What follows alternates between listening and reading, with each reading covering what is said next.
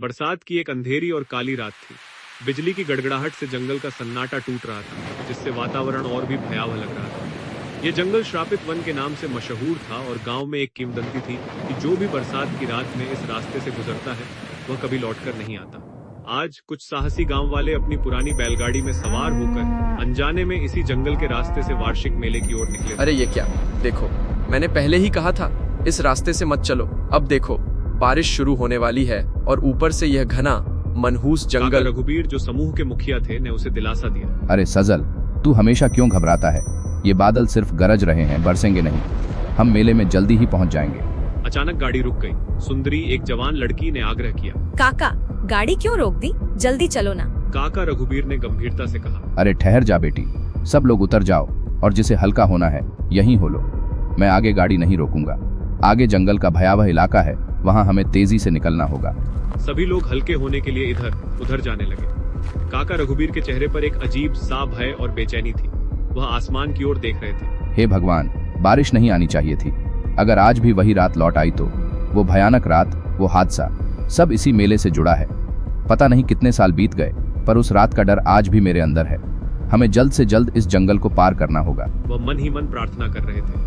रघुबीर काका ने सबको आवाज दी, जल्दी करो, सब वापस आ जाओ, हमें निकलना होगा, बारिश तेज होने वाली है।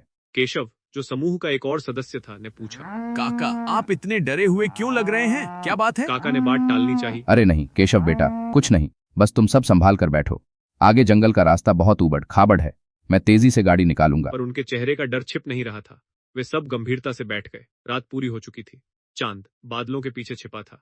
जंगल में एक गहन सन्नाटा पसरा था, जिसे कभी कभी दूर किसी उल्लू की हू या भेड़िए की आवाज तोड़ रही थी। बैलगाड़ी के पहिए कीचड़ और पत्थरों पर डगमगाते हुए आगे बढ़ रहे थे। तभी जोर से बिजली कड़की और तेज बारिश शुरू हुई, जिसने काका रघुबीर के सबसे बड़े डर को हकीकत में बदल दिया। नहीं, हे भगवान, ये बरसात, हमें वापस गांव लौटना होगा।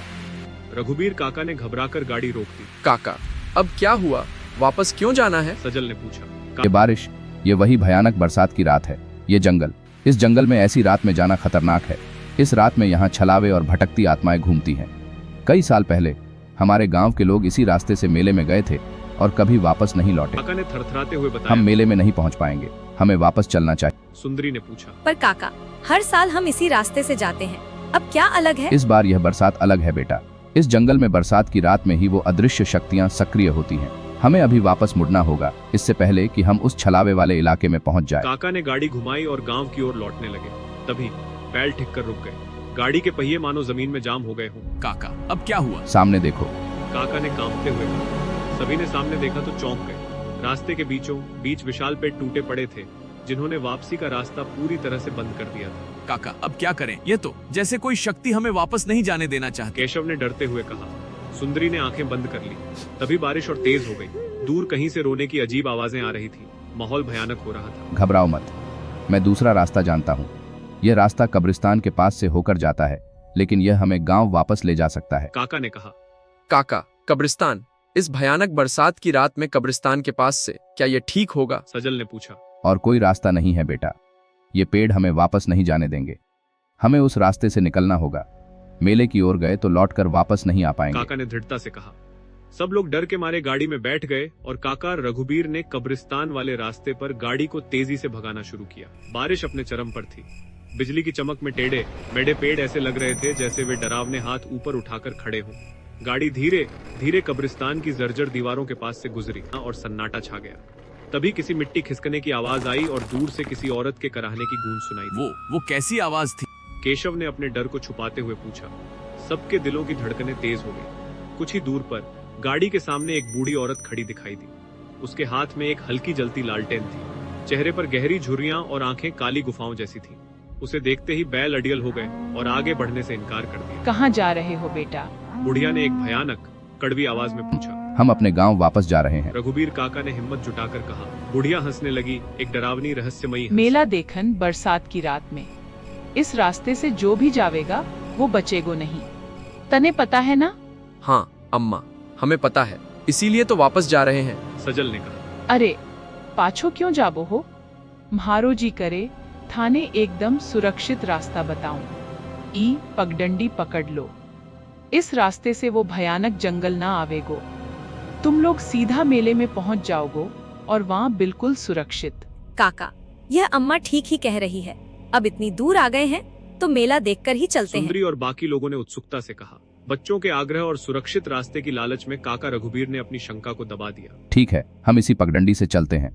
अम्मा, आपका शुक्रिया। जैसे ही बैलगाड़ी पगडंडी की ओर मुड़ी, उस बूढ़ी औरत की आंखों में शैतानी चमक आई और उसके होठों पर अमानवीय मुस्कान थी।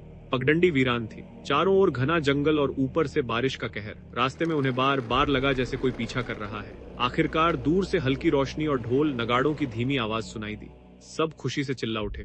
मेला आ गया। मैं तो जाके सबसे पहले एक छाता लूंगी, ये बारिश आज कहर ढा रही है। सुंदरी ने बोला। वे जैसे ही मेले में पहुंचे, उनके होश उड़ गए। मेला सजा हुआ था, दुकानें सजी थीं, लालटेनें जल रही थीं, पर वहाँ कोई इंसान नहीं था। न भीड़, न शोर, न कोई दुकानदार। ये कैसा मेला है? यहाँ तो कोई नहीं है। केशव घबराया। और देखो इन दुकानों पर इंसानी खोपड़ियाँ और अजीब अजीब सी चीजें रखी हैं। यह तो किसी दूसरी दुनिया जैसा लग रहा है।